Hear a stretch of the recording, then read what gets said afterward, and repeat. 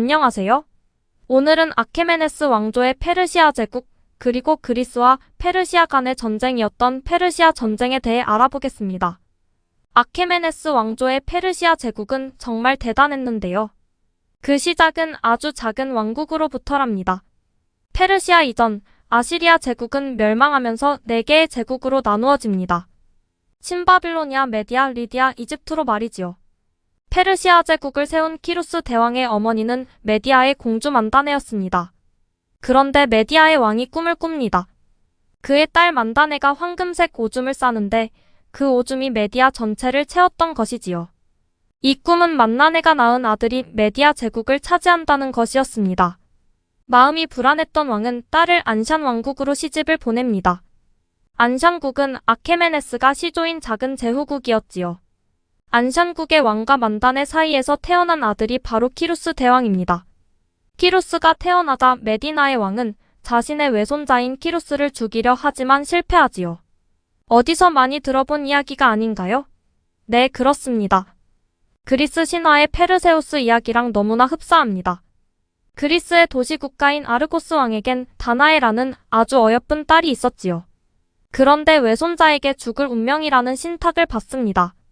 불안했던 왕은 다나에를 높은 탑에 가두었으나 제우스가 비로 변신하여 다나에와 사랑을 나누었고 페르세우스를 낳습니다. 결국 페르세우스는 모든 역경을 이겨내고 안드로메다 공주와 결혼을 했는데 신탁대로 그가 던진 원반이 외할아버지를 죽게 하지요. 아무튼 키루스 대왕은 이집트를 제외한 옛날의 아시리아 제국 영토 대부분을 회복하면서 자연히 외할아버지의 땅인 메디나도 차지하게 되지요.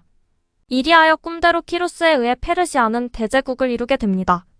제국의 왕을 중국에서는 진시 황제부터 황제라고 부르는데요. 이와 같은 뜻으로 페르시아에서는 왕 중의 왕이라고 하여 샤한샤로 부른답니다. 페르시아의 중심지였던 현재의 이란에서는 샤한샤인 키루스를 건국의 시도로 보고 있습니다. 여러 민족을 지배하게 된 키루스 대왕은 강압적인 식민 정책을 하지 않고 포용적인 정책을 펴는데요. 각 민족의 문화와 전통 종교를 존중하고 각 지역에 포로로 끌려왔던 민족들은 원래 그 민족이 살던 곳으로 돌아가게 했습니다.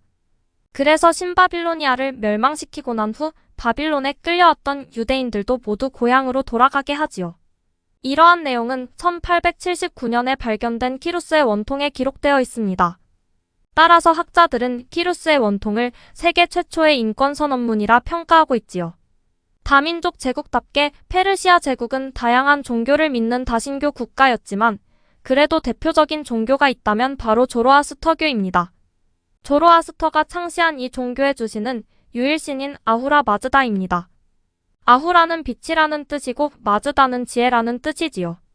키루스 대왕의 묘비명을 보면 자신이 세운 제국도 언젠가는 멸망할 것이라고 예언하고 있는데요. 나는 한때 세계를 지배했지만 언젠가 다른 사람이 이 땅을 점령할 것이다. 점령자여, 그대도 언젠가 누군가에게 점령당할 것이니 내 무덤을 덮고 있는 약간의 흙먼지를 시샘하지 마시오. 그래서인지 키루스 대왕의 능은 지금까지 잘 보존되어 있습니다. 아케메데스 왕조의 페르시아 제국은 다리우스 1세 샤한샤 때 전성기를 맞이하는데요. 그래서 다리우스 1세는 대제로 불린답니다. 다리우스 대제는 키루스 대왕이 차지하지 못했던 이집트를 점령하고 동서남북으로 영토를 크게 확장했습니다. 동쪽으로는 인더스강 유역까지 진출하였지요. 다리우스 대제는 키루스 대왕의 정책을 그대로 이어받아 점령지 민족의 문화와 전통을 보존하고 효율적으로 세금을 걷었습니다. 세금은 크게 화폐로 내는 화폐세와 특산물이나 물품으로 내는 실물세가 있는데 화폐세는 주로 금, 은, 동으로 거두었고 실물세는 그 지방에서 구하기 쉬운 것으로 내게 하였습니다. 예를 들어 이집트에는 곡물이 많이 생산되니 곡물로 세금을 받았고 메디나에는 양이 많아 양을, 인더스 강유역에는 코끼리가 많으니 상아로 세금을 받았지요. 아무튼 페르시아는 당시 세계 최고의 경제 대국이었습니다. 자, 그럼 다리우스 대제 때 시작된 페르시아 전쟁에 대해 알아볼까요? 세계 대제국을 건설한 다리우스 대제가 차지하지 못한 그리스. 어떻게 해서 그리스는 페르시아로부터 영토를 지켜냈을까요? 자, 그럼 지금부터 3차에 걸친 페르시아 원정 혹은 페르시아 전쟁에 대해 알아봅시다. 1차 페르시아 전쟁은 기원전 492년에 있었습니다. 현재 그리스 북동부 지역인 트라키아를 페르시아가 차지했던 전쟁이었습니다. 1차 페르시아 전쟁이 있기 2년 전인 기원전 494년에 페르시아는 이오니아 지역에 있는 도시국가들의 반란을 진압했었습니다. 이오니아는 지금의 티르키에, 그러니까 에게해로 둘러싸인 소아시아 연안에 있는 지역을 말하는데요. 페르시아의 간섭을 받고 있었던 이오니아의 도시국가들이 밀레투스를 중심으로 반란을 일으킨 것이었지요. 이에 다리우스 대제는 즉시 군사들을 보내 이오니아 도시들의 반란을 진압합니다. 그리고 기원전 492년 그 기세를 몰아 트라키아 지역도 차지합니다. 트라키아를 점령하는 데는 성공을 하였으나 폭풍을 만나 3,000척의 군함이 난파되었고 2만여 명의 군사가 목숨을 잃어 그리스를 점령하는 데는 실패하였지요. 트라키아를 점령하고 2년 후인 기원전 490년 페르시아의 다리우스 대제는 그리스 세계를 침공합니다. 페르시아의 2차 침입이었습니다. 침공 원인은 이오니아 지역에서 반란이 일어났을 때 아테네와 에레트리아 등의 그리스 도시국가들이 이오니아를 도왔다는 것이었습니다. 이때 페르시아는 약 2만 5천 명의 육군과 600여 척의 군함을 동원했다고 하지요. 페르시아가 아테네 북쪽에 있는 에레트리아를 점령했다는 소식을 듣고 아테네는 스파르타의 도움을 요청합니다. 그러나 스파르타는 그 요청을 거절합니다. 스파르타에는 카르네아라고 불리는 축제가 있었는데 이 기간 동안은 군사적 행위가 금지됩니다. 게다가 스파르타의 식민지가 된 메세니아 사람들이 반란을 일으켜 스파르타는 아테네를 도울 상황이 못 되었습니다. 아테네는 자국의 군사들과 식민지 군사들을 동원해 군사일만을 준비하고 아테네와 근접한 도시국가 플라타이아에서 지원한 군사 1,000명이 합세해 페르시아와 대치합니다. 이때 아테네에서 창과 방패로 철저하게 무장한 중장 보병이 큰 역할을 하는데요. 당시 아테네의 장군 밀티아데스의 전략이 크게 먹혀 들어가지요. 페르시아군의 절반 이하에 미치는 그리스군이 승리할 수 있는 비결은 마라톤 평원의 지형을 잘 활용하는 것이었습니다. 밀키아데스 장군은 그리스 군사들의 중앙부는 약화시키고 날개 부분을 강화하는 전략으로 중앙으로 파고 들어온 페르시아군을 감쌉니다. 아테네 군사들은 평원 둘레의 언덕에 숨어 가운데로 몰린 페르시아군을 맹렬히 공격하지요. 측면을 공격당한 페르시아군들은 당황하게 되었고 결국 페르시아군은 패퇴를 하게 됩니다.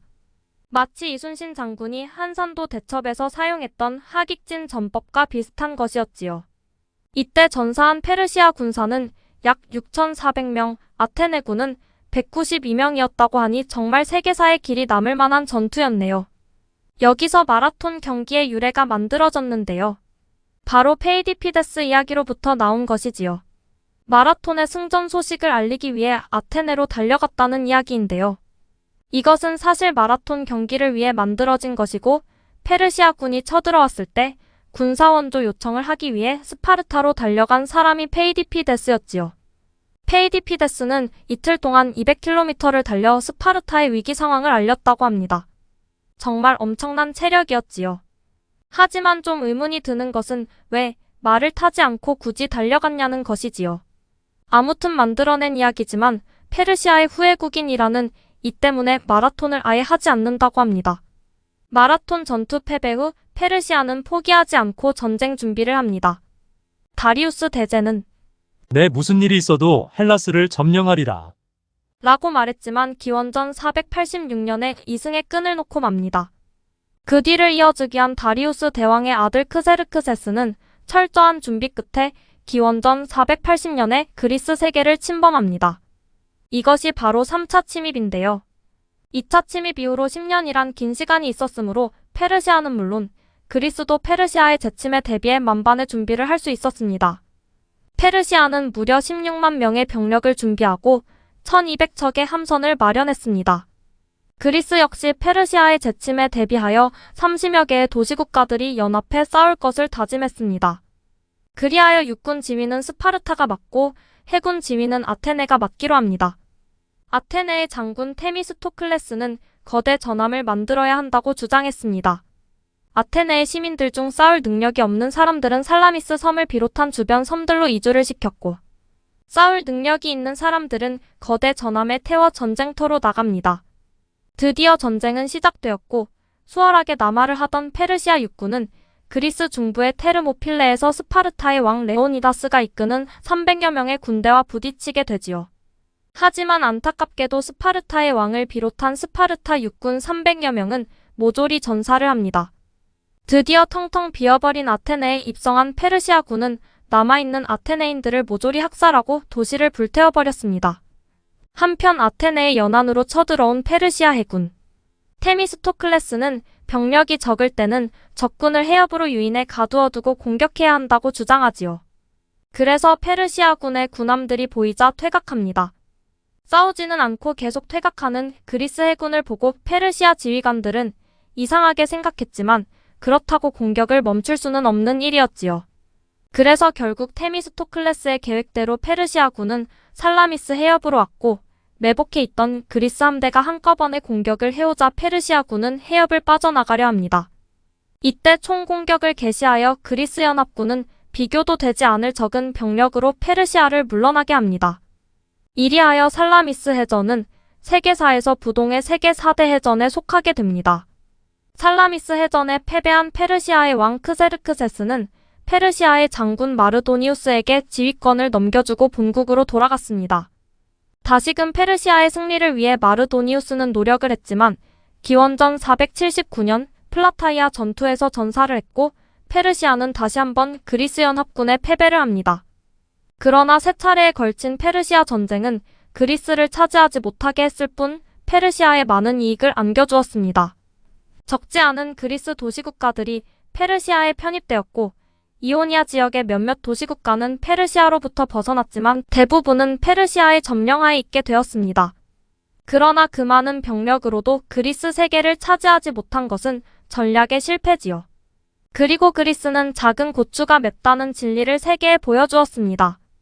작은 고추로서 절대적 활약을 한 아테네는 기원전 477년에 페르시아가 다시 침공해 올지도 모른다는 명분으로 이오니아와 에게의 섬들의 도시국가들과 델로스 섬에서 동맹을 맺게 되는데 이를 델로스 동맹이라고 합니다.